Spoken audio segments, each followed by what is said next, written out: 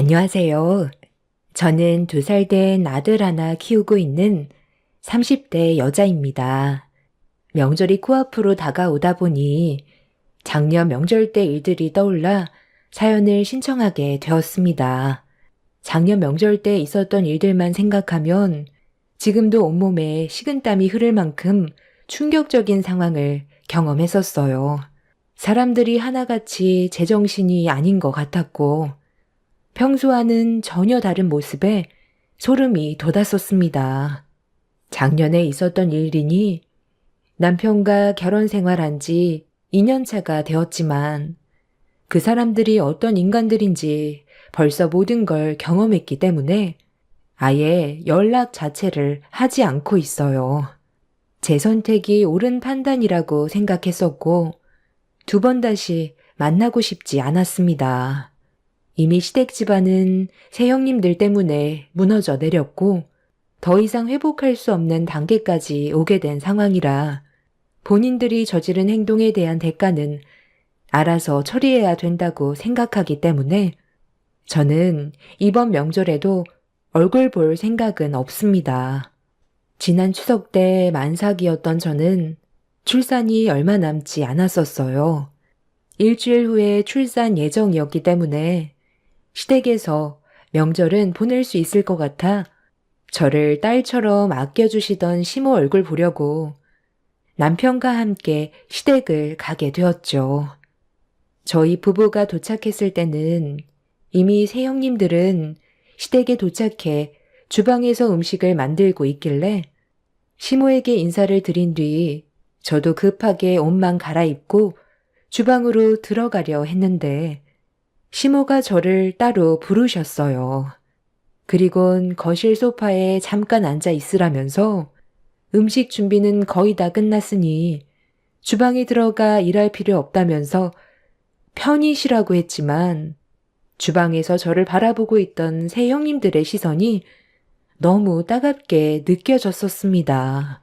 만삭이라고 해서 누워만 있거나 쉬고 있으면 분명 안 좋은 시선으로 바라볼 것 같았는데 제 예상이 맞아떨어지던 상황이라 시모에게 주방에서 형님들과 함께 있는 게 좋을 것 같다고 말씀드린 뒤 주방으로 들어갔어요. 제가 형님들의 눈치를 보고 있다는 걸 시모도 느끼고 있었는지 뒤에서 묵묵히 지켜보고 계셨습니다. 만삭이라고 주방엔 발도 들일 것 같지 않더니 그래도 눈치가 보이긴 했나 봐. 아무리 아이를 가졌어도 해야 될 건 해야지. 동서는 체력이 좋아서 이 정도 음식 만드는 건 누워서 떡 먹기 아냐? 앞으로 드라마 좀 더 많이 봐야 되겠어. 우리가 주방일 하기 전에 막내 동서가 시댁에 먼저 와서 명절 음식을 만들어야 한다는 거 알지? 결혼 1년 차밖에 안 됐으니까 지금은 이해하지만 만약 다음 명절 때도 이런 식으로 행동하면 곤란해. 그때는 임신한 몸도 아닐 텐데 더 적극적으로 움직여야 싫은 소리 듣지 않게 될 거야. 앉아있는 것보단 서 있는 게 좋지 않겠어? 저기 싱크대 위에 야채 있으니까 그거 좀 손질해줘. 역시 형님은 마음이 참 넓은 것 같아요. 저였으면 바로 한마디 싸붙였을 텐데 상당히 침착하게 행동해서 좀 놀랐어요. 우리 집안의 미운 오리 새끼가 막내 동서인데 너무 감싸고 도는 것 같아 저는 기분이 좀 그렇네요. 솔직히 막내 서방님이 왜 동서랑 결혼했는지 이해가 안 돼요. 상식에서 너무 벗어난 행동이잖아요. 정말 그렇긴 하죠.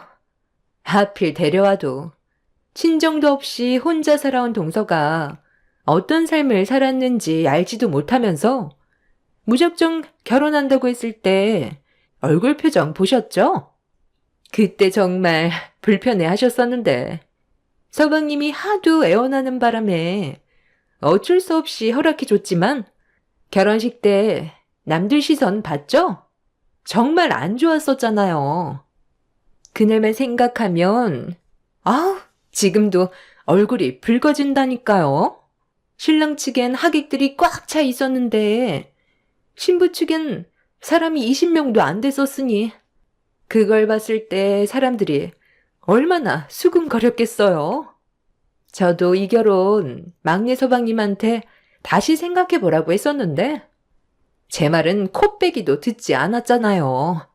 서방님은 동서가 좋아서 결혼했다곤 하지만 그 피해는 오로지 저희 몫이잖아요. 눈치를 집에다 두고 온 건지 하나부터 열까지 간섭해야 되고 표정 관리도 못해서 얼굴에 불만이 그대로 나오고 앞으로 어느 장단에 맞춰야 할지 너무 막막해요. 형님들은 제가 마음에 안 드는 거 알고 있어요. 가족이 없으니 안 좋은 시선으로 바라볼 수는 있겠죠. 하지만 저 대충 살지 않았어요.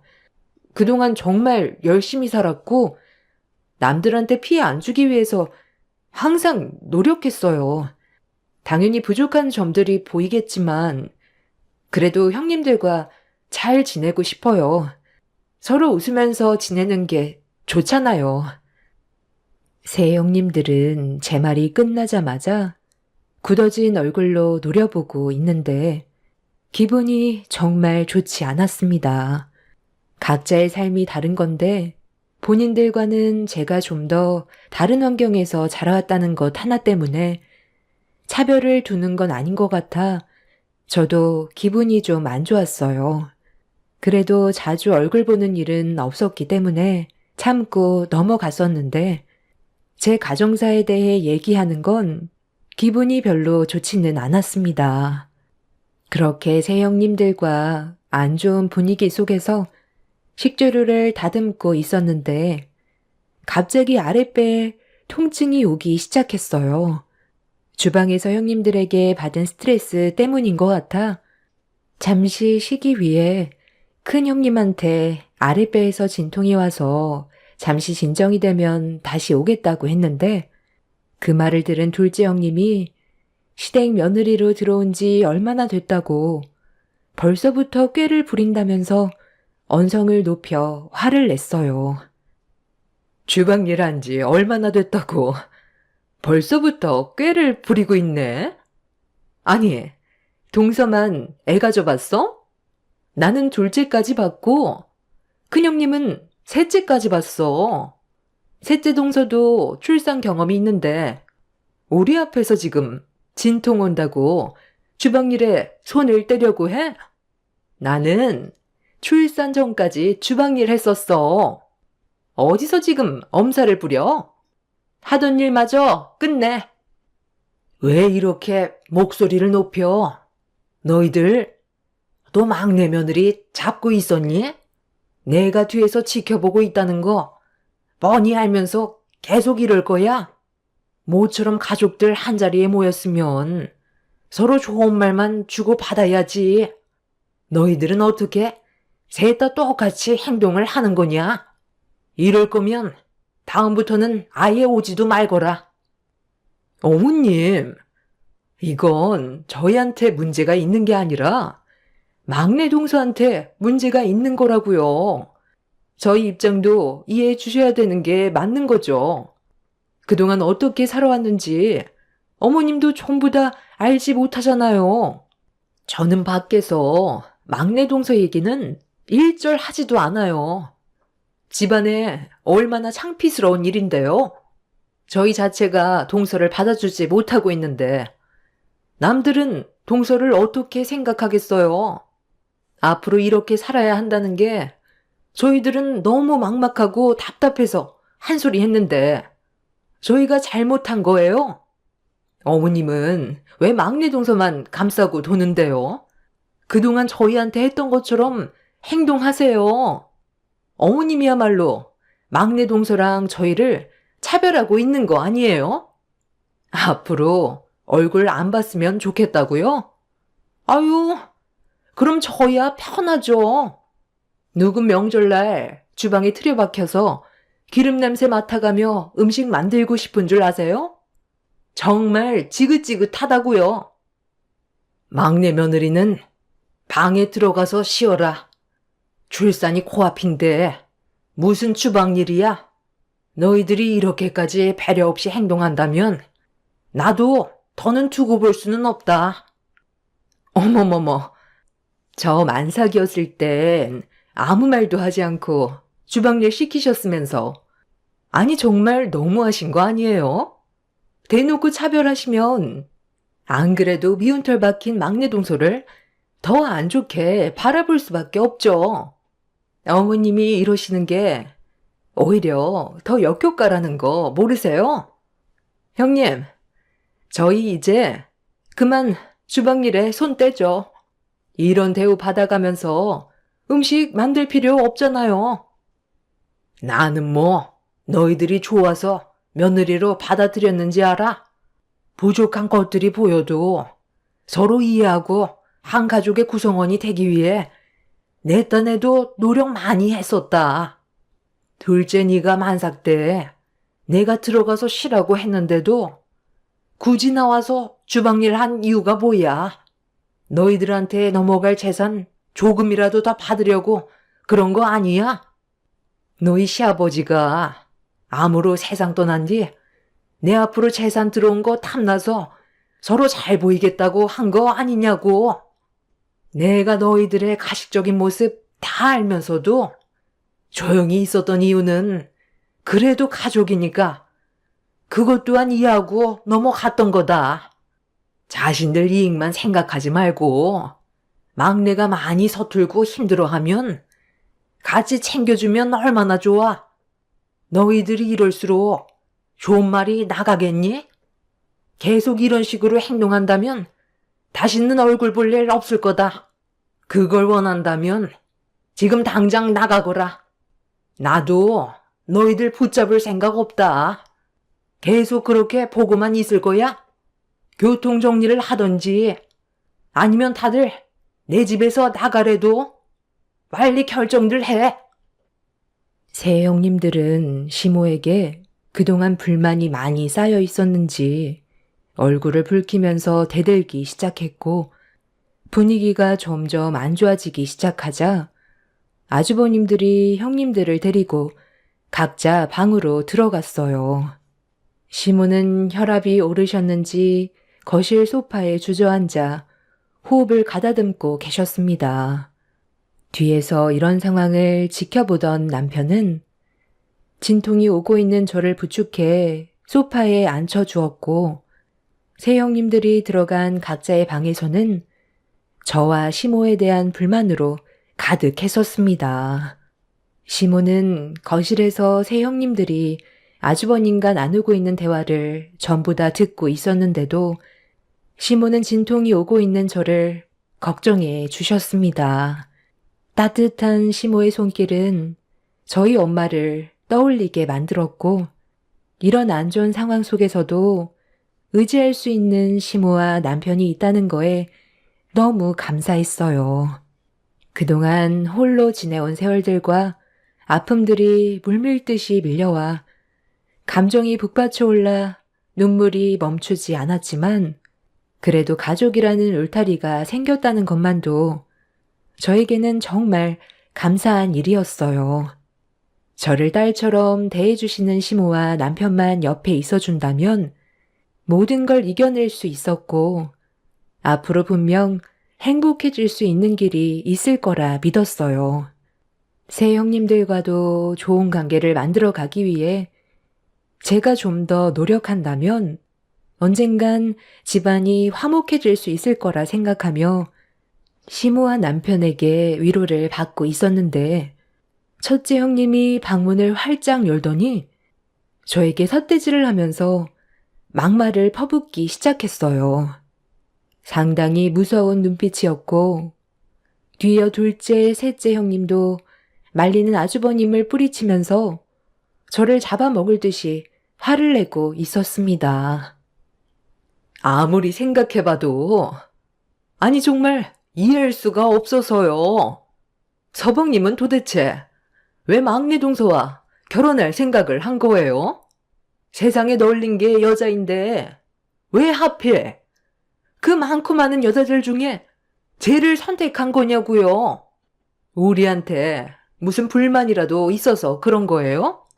화병이라도 나서 쓰러지길 바라는 거냐고요? 이건 정말 아니잖아요. 도대체 뭐가 아니라는 건데요? 제가 좋아서 이 사람과 결혼한 건데 형수님들이 왜 제 인생에 참견하는 거냐고요? 그러는 형수님들은 뭐가 그렇게 얼마나 잘났는데요? 세상에 떠올린 여자들 중 한 명인 아주 지극히 평범한 사람들이면서 반대하는 이유가 뭐예요? 우리 엄마 재산 문제 때문에 그러는 거예요? 생각하고 하는 짓들이 어떻게 셋 다 똑같을 수가 있어요? 형들도 지금 이 상황을 봐봐. 우리 엄마 힘들어하는 거 안 보여? 형들도 내가 잘못한 거라고 생각해? 이게 얼굴을 붉힐 정도로 심각한 일이냐고. 왜 사람을 차별하는 건데? 살아온 환경이 똑같을 수는 없는 거잖아. 그냥 한 사람으로서 봐주고 좋게 웃으면서 가족 구성원으로 받아들이면 우리 집안 정말 행복하게 잘 지낼 수 있는 문제야. 우리 엄마가 허락하셨는데 피 한 방울 안 섞인 형수님들이 왜 이 사람을 반대하는 거고 우리 집안의 분열을 주는 거냐고. 이 사람이 그렇게 꼴 보기 싫으면 형수님들이 나가면 되잖아요. 얼굴 안 보고 살아도 되니까 다시는 우리 엄마 집에 얼굴 들이밀지 마세요.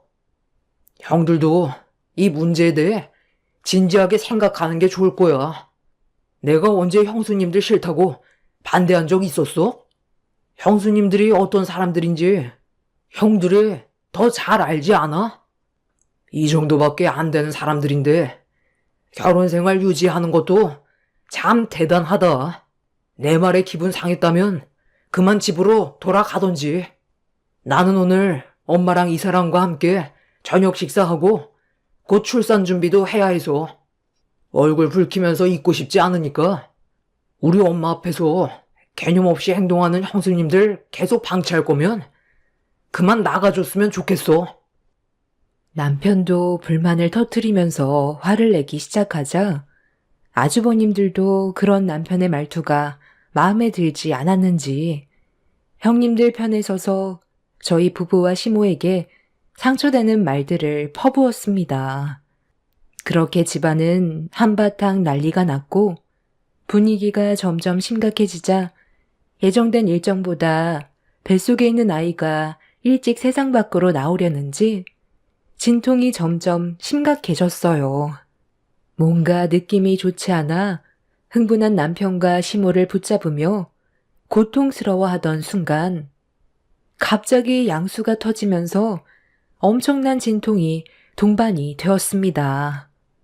그런데 남편과 시모는 예정보다 일찍 출산이 시작이 되자 서둘러 119에 전화해 도움을 요청했고 진통으로 인해 혼절 직전의 상황까지 오게 되자 시모가 방에서 급하게 이불을 가지고 나와 저를 바닥에 눕혔어요. 그런데 이런 심각한 상황 속에서 이 광경을 지켜본 새 형님들이 갑자기 저를 보며 웃어대고 있었습니다.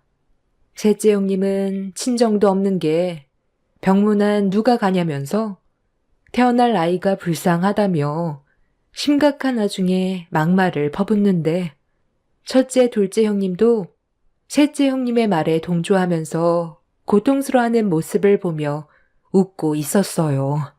진통으로 인해 일그러지는 얼굴이 너무 웃기게 생겼다면서 숨을 쉬지 못할 만큼 웃어대고 있었습니다. 시모는 그런 새형님들의 행동에 화가 머리끝까지 올라왔는지 저를 살펴주시다가 자리에서 일어나 형님들의 얼굴에 차례대로 손을 올려 붙였어요. 지금 막내 며느리가 양수가 터져 위급한 상황인데 웃음이 나와? 너희들한테 문제가 생겼는데 내가 그 옆에서 웃으면 기분이 좋겠어?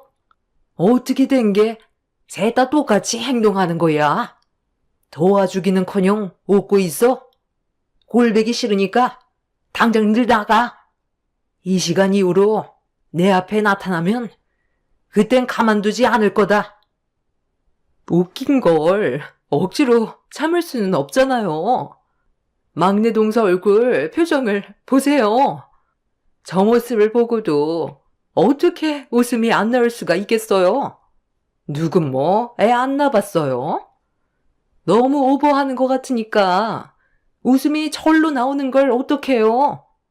저희도 앞으로 어머님 댁에 올 생각 없어요. 누구는 좋아서 온 줄 아세요? 장례식장에 발도 들일 생각 없으니까 걱정 마시고 그렇게 아끼시는 막내 동서나 챙기세요. 여보, 집에 가게 짐 챙겨. 새 형님들은 진통으로 고통스러워하는 저를 보며 웃음을 참지 못했고 그렇게 짐을 챙겨 각자 집으로 돌아갔어요. 그리고 뒤이어 구급차가 도착해 응급실로 향할 수 있었습니다. 다행히도 뱃속에 있는 아이는 무사히 세상 밖으로 나올 수 있었어요. 응급실에서 출산한 뒤 겨우 정신을 차리자 남편과 시모는 고생했다며 어려운 상황 속에서도 침착하게 출산에만 집중한 저에게 대단하다면서 좋은 말을 아끼지 않았습니다.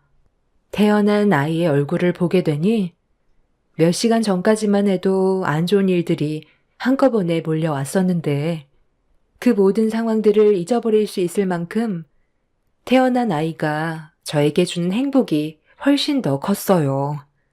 그렇게 무사히 출산을 하게 된 이후 저는 산후조리실로 옮겨지게 되었고 어느 정도 심적 안정을 되찾아가고 있었는데 출산 소식을 들은 새형님 내외가 또다시 산후조리실로 찾아왔습니다. 시모와 남편이 들어오지 말라고 얼굴을 붉혔지만 새형님들은 할 말이 있다면서 무작정 머리를 밀며 안으로 들어왔어요. 아직 할 말이 남아있어서 잠깐 온 것뿐이니까 용건만 간단히 하고 갈게요. 저희들한테 나눠줄 재산 언제 주실 거예요? 그이가 하는 사업에 자금이 원활하지 않아서 여유 자금이 필요한데 어차피 주실 거 미리 땡겨 주세요. 그렇게 해줄 순 있잖아요. 어머님 세상 떠나면 그 돈 각자 형제들이 나눠 가실 텐데 그 전에 직접 주는 게 어때요? 아무리 생각해도 이건 아닌 것 같아서요. 동서들도 저랑 같은 생각을 가지고 있고요. 그렇게 해줄 수 있는 거죠? 내가 왜 너희들한테 재산을 넘겨주니? 나는 너희들이 한 행동에 대해 너무 큰 실망을 했기 때문에 내가 가지고 있는 재산 넘겨줄 생각 조금도 없다. 어머머머, 그건 말이 안 되죠. 막내 동서만 시집 오지 않았다면 이런 일은 생기지 않았을 거라고요. 이 문제가 저희 탓만 있는 건 아니잖아요. 공평하게 행동하셔야죠. 저희가 요즘 상황이 많이 어려워요. 사업 자금이 원활하지 않아서 여유 자금이 많이 부족한데 어머니가 도와주시겠다고 하셨던 거 도와주시면 안 돼요? 그건 네 사정이지. 왜 엄마한테 도와달라는 거야? 좀 전에 어떤 일이 있었는지 알면서 돈 얘기가 나오니? 쓸데없는 말 하지 말고 안정을 취해야 하니까 당장들 나가. 아, 진짜. 이 말 입 밖으로 꺼내지 말라고 하도 해서 지금까지 참고 있었는데 정말 끝까지 이렇게 해야 되겠어요? 저희가 원하는 것도 들어주지 않을 거면서 재산 나눠주겠다는 말은 왜 한 거예요? 저 탈북 여자가 어디가 그렇게 마음에 들어서 저희들한테 이렇게까지 하는 건데요. 처음부터 가족 모두가 반대했던 일들인데 당연히 좋게 볼 수는 없는 거잖아요. 서방님이 제대로 된 여자 데리고 왔다면 정상적인 관계를 유지할 수 있었겠죠. 주고받는 대화 억양부터 이상하고 서방님 결혼식 때 주변 사람들 시선도 얼마나 안 좋았는데요.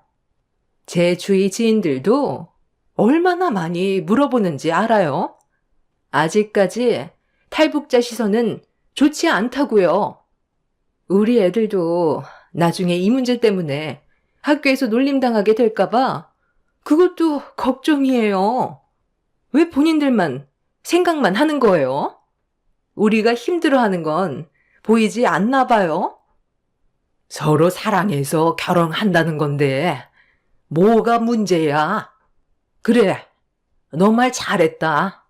그럼 사돈어른은 정상적인 사람이고 너 결혼하고 애까지 싸질러 놓고 나서야 나한테 뭐라고 했어? 사돈어른이 예전에 남의 집에서 금품 털다가 경찰서에 몇 번 드나들었던 얘기 뒤늦게야 꺼냈었잖아. 내가 그 말을 들었을 때 속에서 천불이 났었다. 그런데도 참고 넘어간 이유가 뭔지 알아? 사돈어른과 너는 다르니까. 너희 둘이 진심으로 사랑하고 있고 행복하게 살려고 애까지 낳은 걸 보고 참아왔었어. 하나부터 열까지 전부 따지고 들면 한두 끝도 없다. 살면서 누구 하나 흠없는 사람이 어디 있겠니?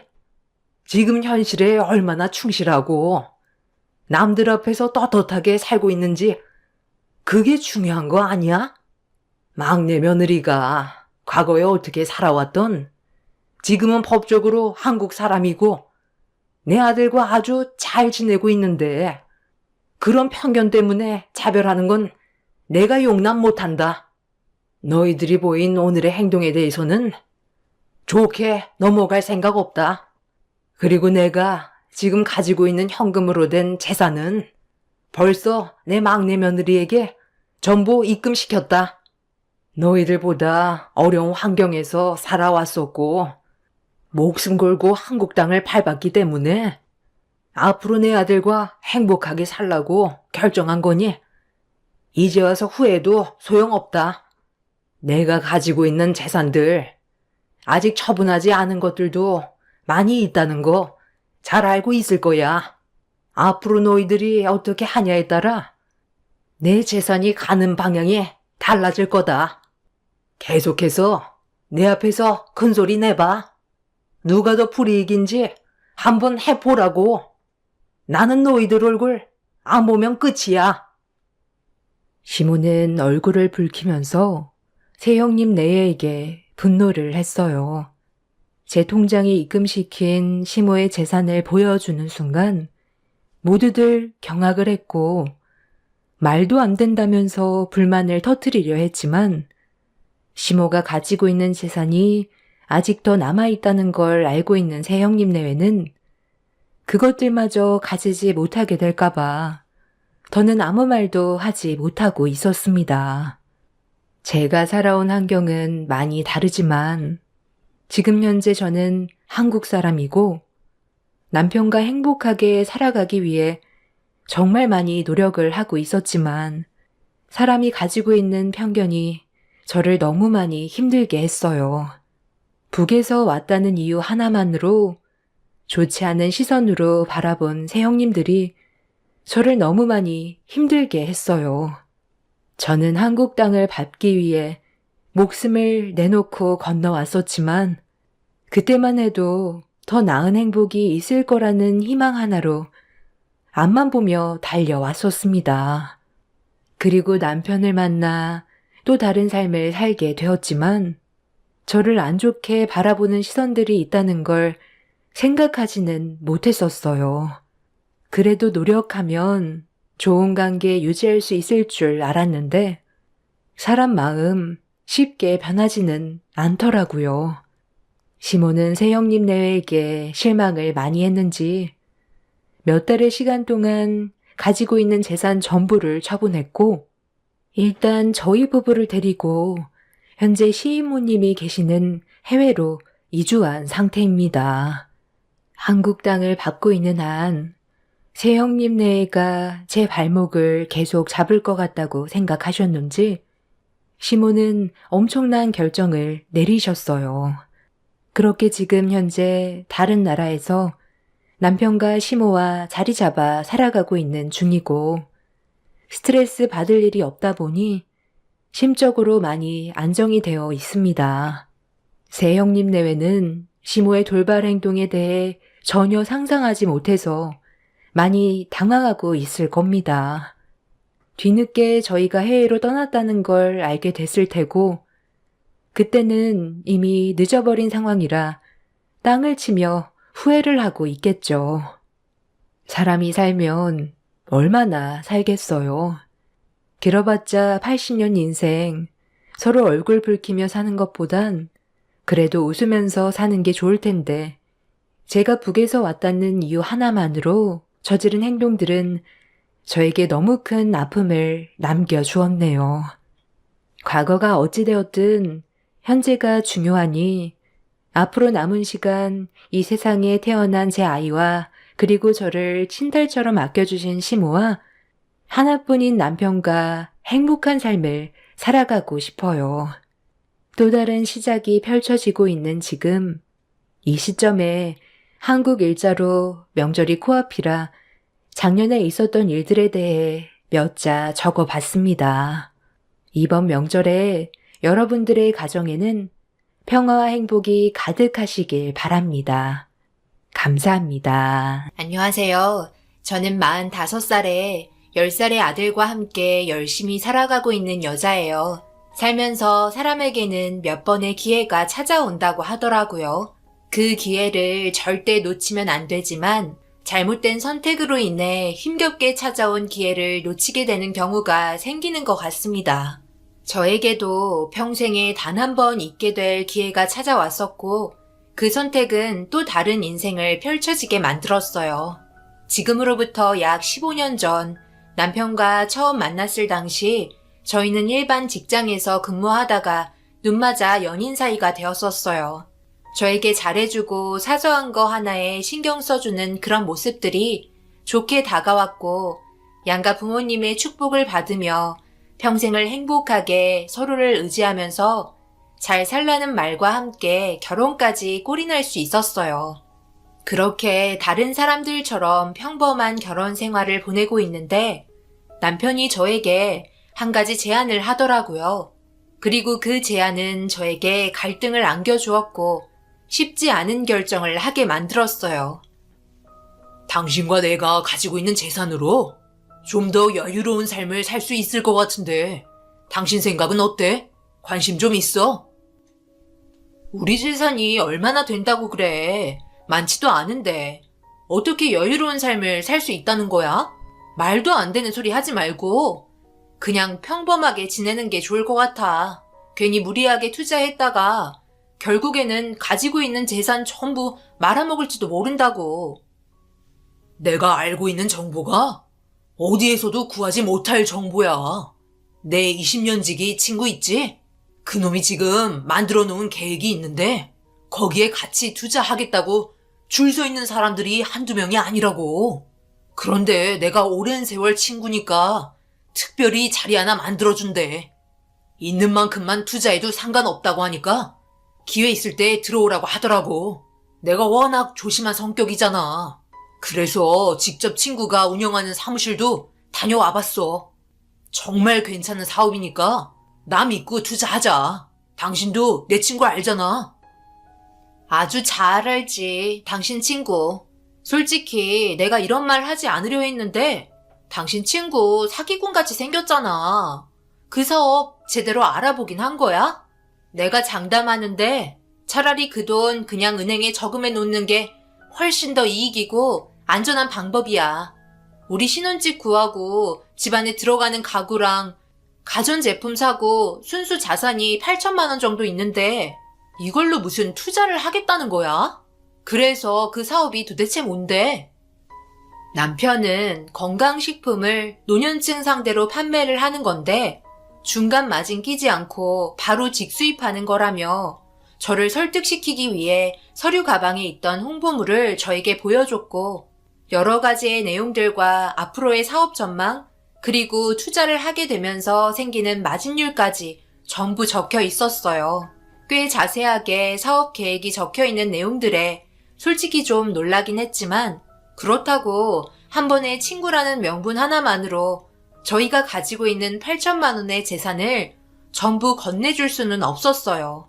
확실하게 믿을 수 있는 근거가 없어서 생각 좀 해보자며 대충 넘어가려 하자 남편은 자기가 원하는 방향대로 흘러가지 않자 신경질적으로 돌변하기 시작했어요.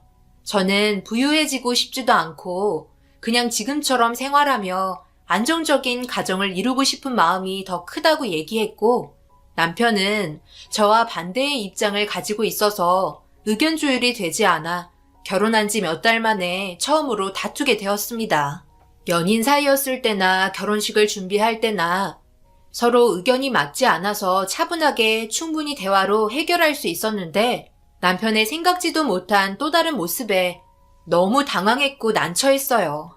그래서 그 언제까지 결정을 내려야 하냐고 물어보니 일주일 정도의 시간이 있다고 조급해하는 눈치였고 자리가 얼마 남지 않아 투자하려는 인원이 그 사이에 모두 차버리면 그때는 벌고 싶어도 벌지 못한다며 한숨만 쉬고 있었습니다.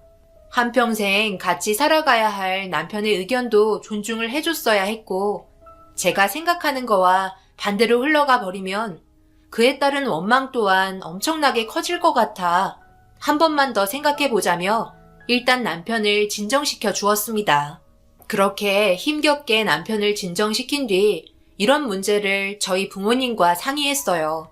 당연히 금전적으로 큰 문제이니 양가 부모님의 의견이 필요했습니다. 무턱대고 저희가 결정한 일은 아니라 생각했고 투자를 하게 되더라도 한 번쯤을 많은 분들의 의견을 들어보는 게 좋지 않겠냐며 남편을 살살 구슬렸어요.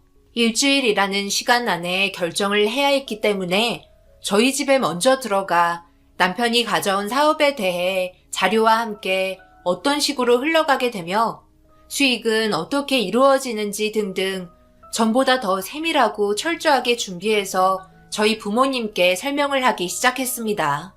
부족한 부분들까지 전부 설명을 해주기 위해 남편은 전날에 친구와 통화로 일적인 대화를 했었고 그렇게 한참 동안 대화를 한 끝에 저희 부모님께서 남편의 말을 아무 말 없이 들어주고는 딱 한마디 하신 건 안 된다는 말이었습니다. 불가능한 수익 구조라며 사업을 운영하시는 아빠가 허점이 너무 많다고 사기라는 말을 서슴없이 뱉었고 남편은 예상하지 못한 아빠의 말에 충격을 받았는지 난감해하고 있었어요. 그리고 아빠는 따끔하게 충고를 했습니다. 자네 그렇게 안 봤는데 생각보다 기가 상당히 얇구먼. 그 친구란 놈과 20년 지기라고? 20년 동안 알고 지냈으면 친구의 말을 무조건 신뢰해야 하는 겐가?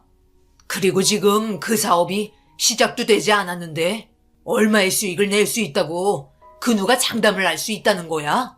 말 그대로 예상하는 거 아닌가? 그런 위험한 리스크를 떠안고 투자하는 사람들이 엄청 많다고.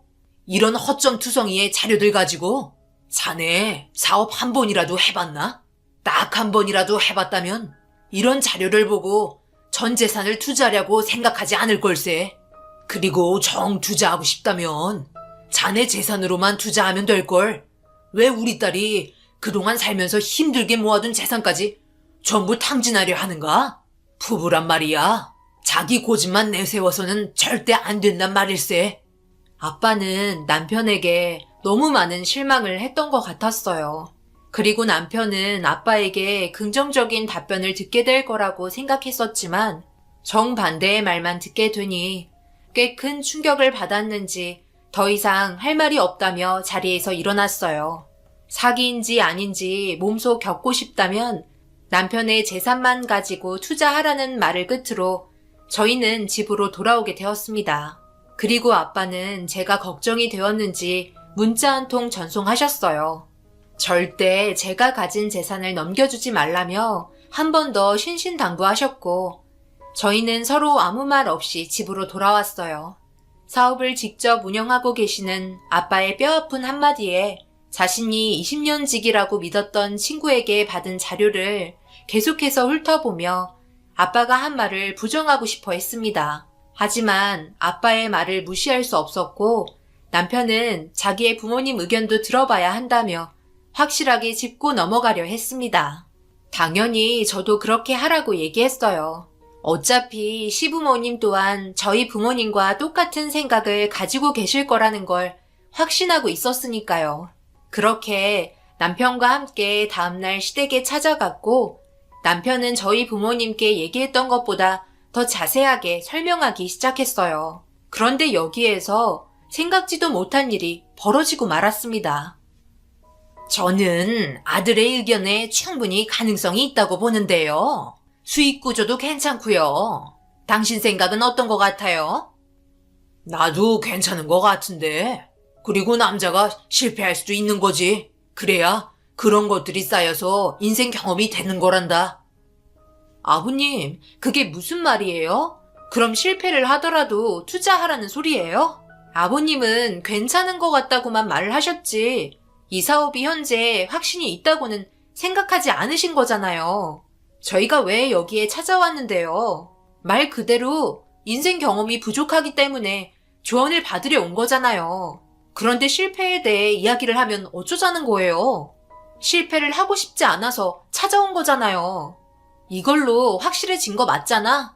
투자는 아닌 것 같아. 그리고 우리는 그냥 이대로 평범하게 살면 되는 거야. 더 이상 이런 걸로 우리 부부 생활 안 좋은 쪽으로 흘러가게 하지 말자. 아버님이랑 어머님도 확실하신 건 아니잖아. 안 한다고 해서 손해볼 거 없어. 무슨 말인지 알지? 남편은 결국 제 의견을 묵살한 채 투자하겠다며 결정을 하게 되었어요. 너무 어이가 없었습니다.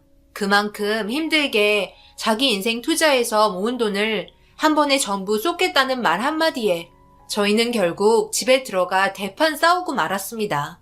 그리고 남편의 재산 일부분만 투자하기로 결정하게 되었고 제가 가진 재산은 건들지 않았어요. 워낙 난리를 쳤기 때문에 이 정도에서 마무리되었어요. 그리고 남편은 자기가 가진 재산을 들고 20년 지기 친구에게 찾아갔고 그렇게 투자를 하게 되었습니다. 제가 할 수 있는 건 기도밖에 없었고 모든 게 잘 해결되길 간절히 원했어요.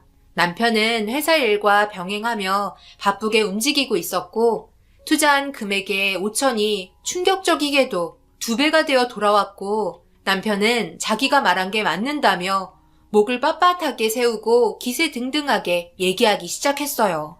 저도 이런 사실에 너무 놀랐고 무슨 말을 꺼내야 할지 몰라 당황하고 말았습니다. 내가 뭐라고 그랬어? 투자한 만큼 들어온다고 얘기했잖아. 지금 얼마나 바쁜지 알아? 여기 통장을 보라고. 얼마가 찍혀있나? 1억이 찍혀있잖아. 다른 사람들은 몇 억씩 투자했었대. 그래서 지금이 흐름이라며 더 많은 돈을 투자하고 있다고. 모든 건 사업이 잘 될 때 들어갔다가 눈치껏 빠지고 해야 되는 거야. 이걸로 증명이 된 거지? 장인어른이 틀렸다는 게 증명됐잖아. 왜 말이 없어? 그렇게 내 말은 듣지 않더니 이런 결과를 가져오니까 당황스러워? 어쩔 거야? 투자할 거야? 말 거야? 남편의 당당한 말과 놀라운 결과에 아무 말도 나오지 않았어요. 그래서 언제까지 갈 건지 두고 보게 되었고 저는 투자에 동참하지 않았습니다. 남편은 제가 멍청하다며 비꼬기 시작했어요. 그렇게 몇 달의 시간 동안 남편은 자신이 얻은 결과를 주변 사람들에게 소문내며 더 많은 사람들을 끌어모았고 시부모님의 지인분들까지 전부 끌어모아 투자 성공에 대한 스토리를 늘어놓기 시작했습니다. 좋은 결과에 점점 사태는 커지게 되었고 많은 자금이 사업에 들어가게 되었어요. 그런데 어느 날 엄청난 일이 터지고 말았습니다. 남편의 얼굴이 사색이 되었고 전화만 붙잡고 있으면서 불안하게 다리를 떨더라고요. 왜 그래? 무슨 일 있는 거야? 왜 이리 다리를 떨고 그래? 사람 불안하게. 뭔데? 나한테 말을 해야 할 거 아니야. 그게 친구가 전화를 받지 않네. 사업장에도 전화를 했는데 없는 전화번호라고 나와. 무슨 일이 있으면 나한테 제일 먼저 전화를 했을 텐데 왜 아무런 말이 없는 거지? 내가 알고 있는 직원 전부 전화를 안 받아. 나 잠깐 사업장에 좀 다녀올게. 별일 아닐 거야. 뭐라고? 전화를 안 받는다고? 직원 전체가 안 받는 건 무슨 일이 벌어진 거 아니야? 설마 당신 사기 맞은 건 아니지? 무슨 사기야? 20년 지기 친구가 나한테 사기를 칠 이유가 뭐가 있는데? 나는 절대 그렇게 생각하지 않아. 기다려봐. 다녀올게. 남편의 얼굴은 딱 봐도 불안해 보였어요. 저 또한 너무 불안한 마음에 남편을 따라가게 되었고, 그리고 사업장에 도착한 순간 엄청난 충격에 남편은 주저앉고 말았어요. 사업장은 자물쇠로 굳게 닫혀 있었고 먼지만 날리는 곳으로 변해 있었습니다.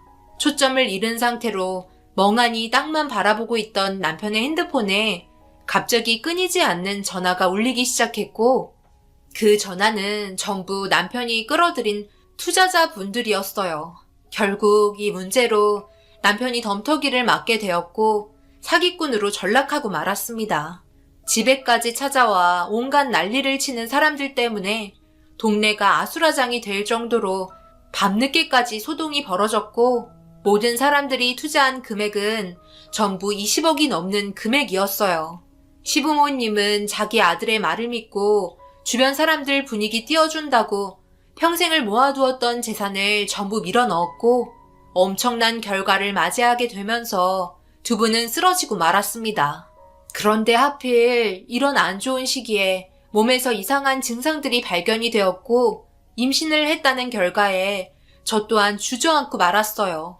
남편은 친구분과 동업자로 손을 잡았었기 때문에 경찰서에서 조사를 받고 있었거든요. 안 좋은 시기에 뱃속에 임신을 하게 된 아이는 시부모님께 축하를 받지도 못한 상태로 뱃속에서 자라왔고, 남편은 처음에는 투자자였지만 많은 사람들을 끌어들이며 동업자로 바뀌게 되면서 결국 징역을 살게 될 수밖에 없었어요. 사실이 아닌 일들을 부풀려 투자하게끔 노인분들을 끌어들였기 때문에 죄가 없을 수는 없었습니다. 그렇게 몇 년 동안 남편은 징역을 살아야 했고, 그 기간 동안 부모님의 도움을 받으며 아이를 키우게 되었어요. 시부모님과도 거의 연락을 하지 않을 정도였어요. 제가 전화가 와도 받지 않았거든요. 그때 당시 강하게 한마디 하셨으면 이런 결과를 가져오지 않았을 텐데, 너무 당당하게 남자라면 한 번쯤은 실패해도 된다는 그 말이 자신감을 불어넣어 주었고, 결국 이런 상황까지 만들게 되었으니까요. 태어난 아이에게 아빠의 얼굴을 알려줘야 할 것 같아 가끔 면회도 갔어요. 그리고 남편은 제 말을 듣지 않았던 자신의 과거에 대해 충분히 반성을 하고 있었습니다. 내가 뭐라고 그랬어. 모든 건 그냥 얻어지는 법이 없다고 했잖아?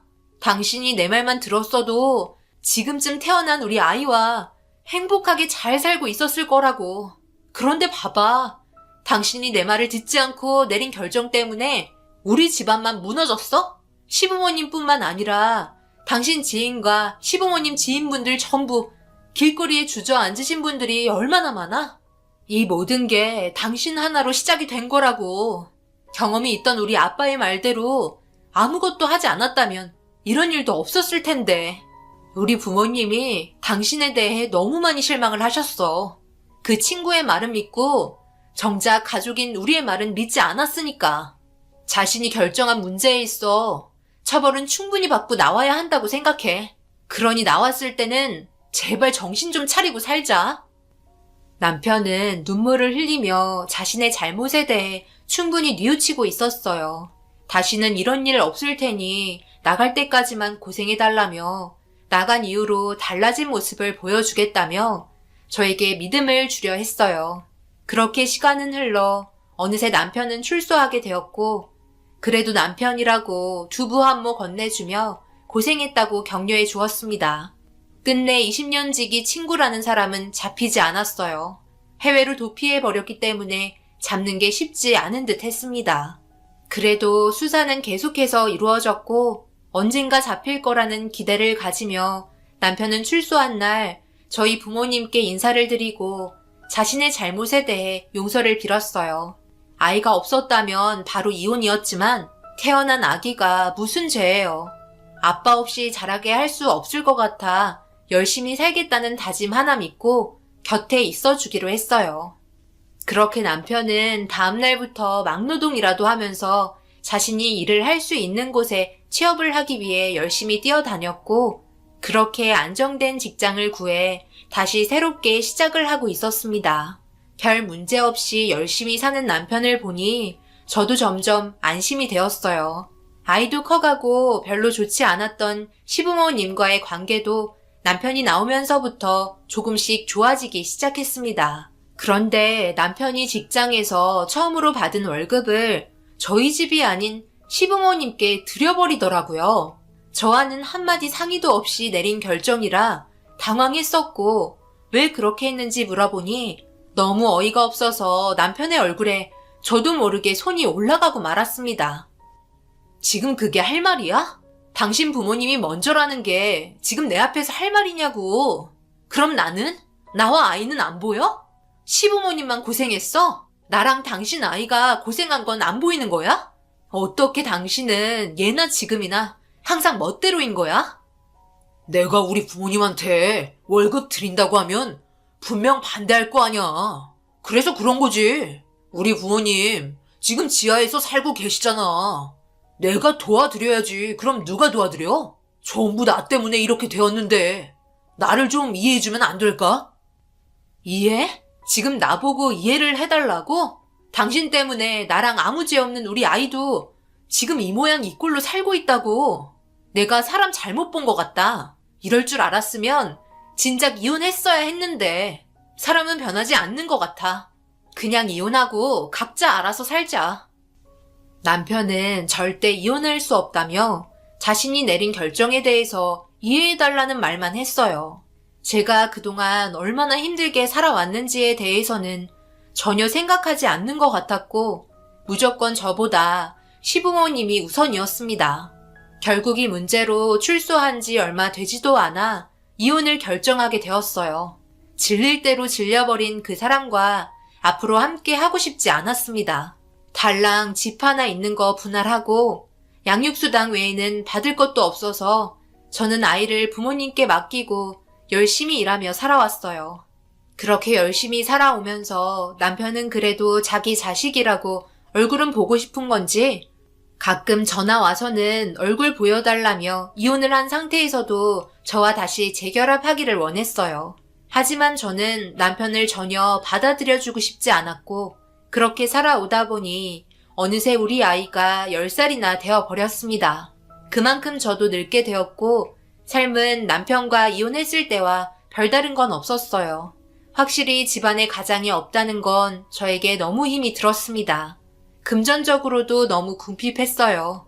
하루하루 살아가는 게 무슨 의미가 있나 싶을 정도로 통장의 잔고는 좋아지지 않았어요. 그리고 남편은 커가는 아이의 얼굴을 가끔 보면서 저와 재결합하길 원하며 아이한테 입김을 계속 불어넣었습니다.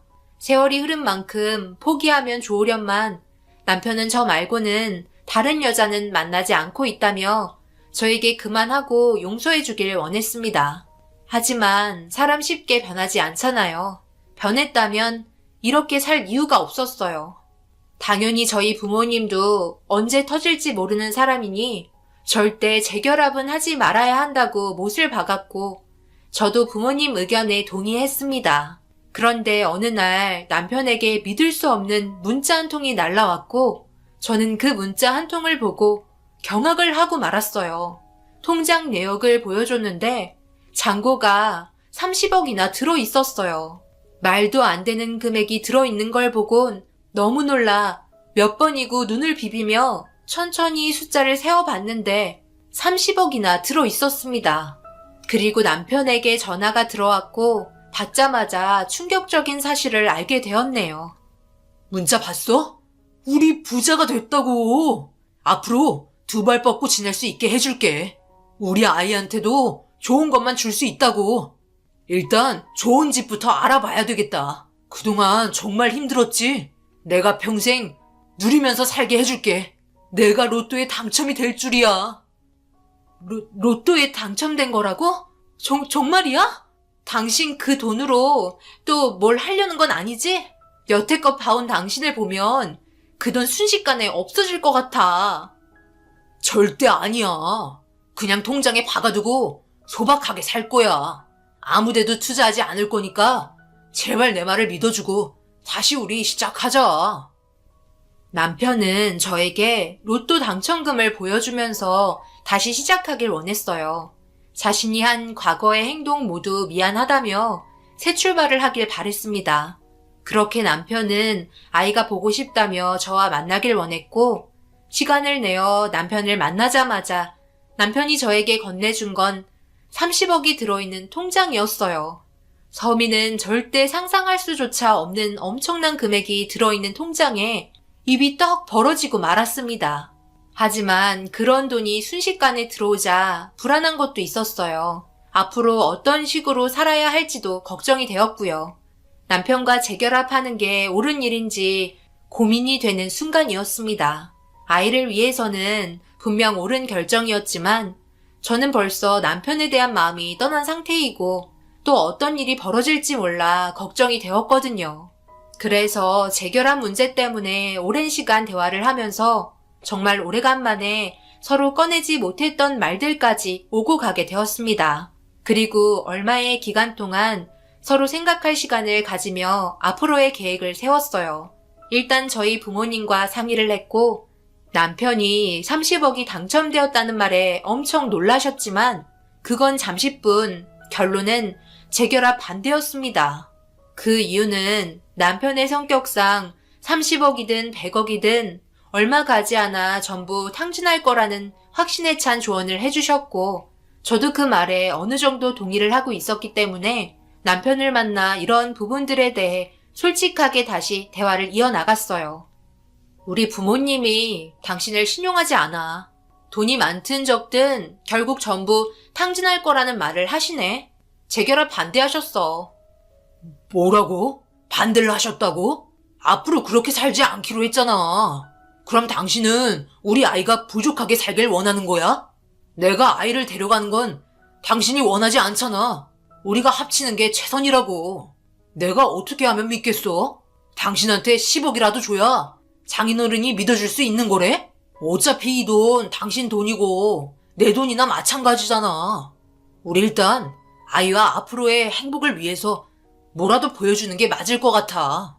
당신이랑 이혼하고 지금까지 재결합하기 위해 내가 얼마나 힘들어했는지 알지? 다음날 나랑 은행에 같이 가자. 당신 통장으로 10억 넘겨줄 테니까. 그리고 바로 장인어른한테 찾아가서 직접 허락받아야 되겠다. 남편은 저와 다시 합치기로 완전히 결심한 것 같았어요.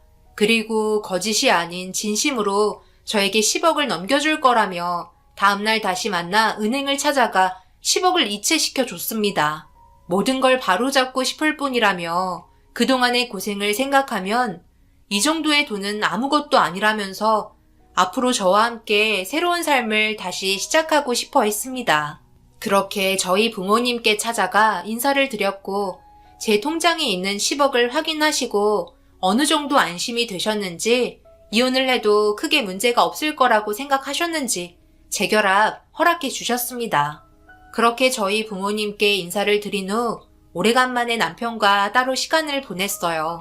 남편이 미리 마련해둔 새로운 집이었고 가구와 가전제품 전부 좋은 걸로 준비해 주었습니다. 저와 아이만 들어오면 된다며 앞으로 함께 살 곳을 구경시켜 주었고 전 남편과 함께한 그날 밤 모든 게 다시 제자리로 돌아올 것만 같아 그동안의 고생에 결국 눈물을 흘렸어요.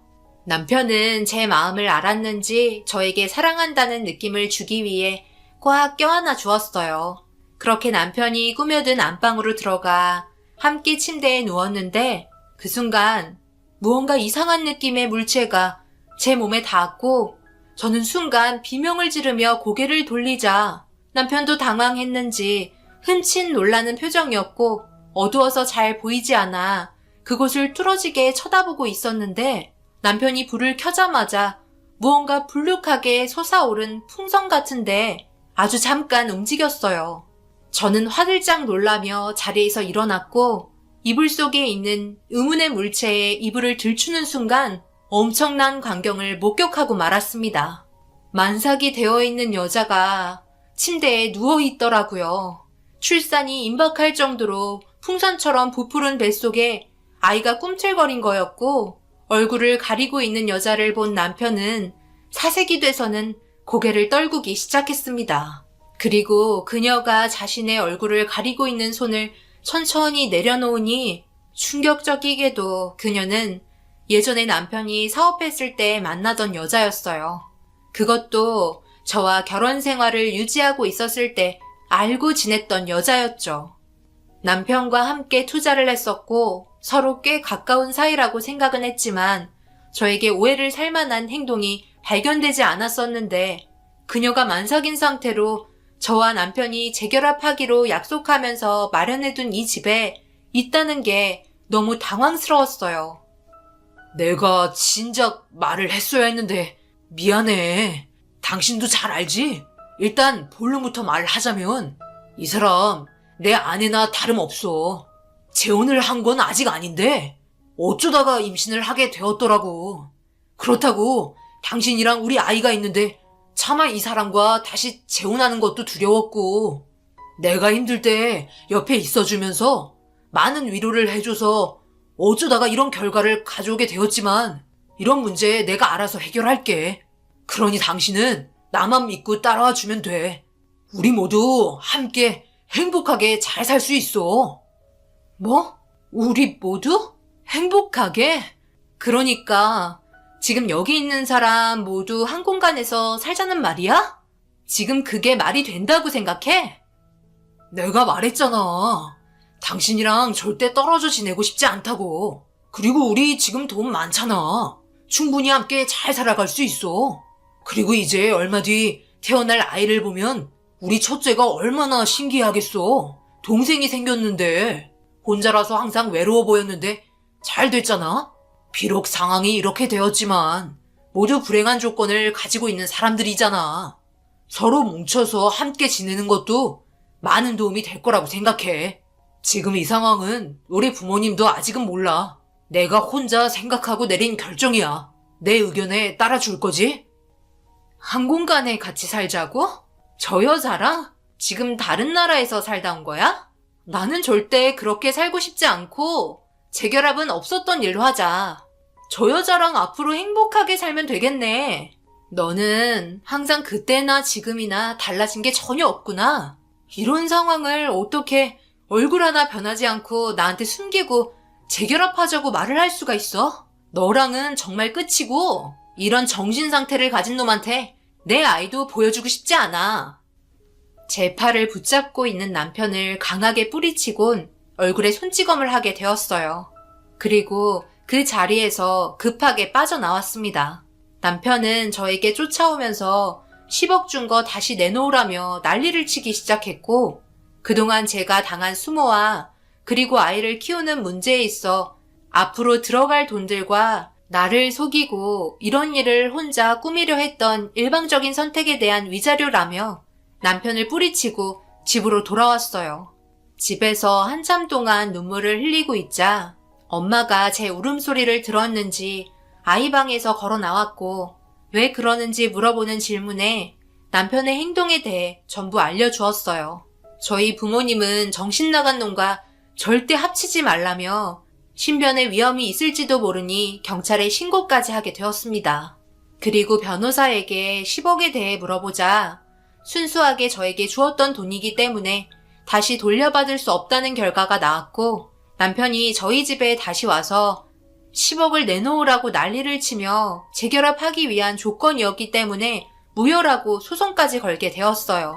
하지만 법정에서도 남편의 행동이 이해가 되지 않았는지 저희 손을 들어주면서 상황은 종료가 되었습니다. 그리고 혹시 몰라 남편 때문에 저희 가족 모두가 위험에 처해질까봐 지금은 이사를 한 상태입니다. 정신 나간 남편의 생각이 너무 이해가 되지 않았어요. 그리고 최근에 남편의 소식을 우연히 듣게 되었는데 이상한 곳에 또 전 재산을 투자해서 집안을 말아먹었다고 하네요. 결국 모든 걸 자신이 멋대로 결정하게 되면서 마지막 주어진 인생의 단 한 번뿐인 기회를 발로 차버리고 말았습니다. 저는 지금 부모님과 아이와 행복하게 잘 살고 있어요. 앞으로 아무 일 없이 이대로 잘 살길 바라는 마음입니다. 하지만 언제 어디서 남편이 갑자기 튀어나올지 모른다는 불안한 마음 때문에 지금은 두 발 뻗고 자지는 못해요. 저희 가족이 안전하게 잘 살길 바라는 마음뿐입니다. 그 사람은 제발 정신 차리고 앞으로 잘 좀 살았으면 좋겠네요. 제 사연 들어주신 분들 항상 행복하시고 좋은 일 가득하시길 바랍니다. 감사합니다.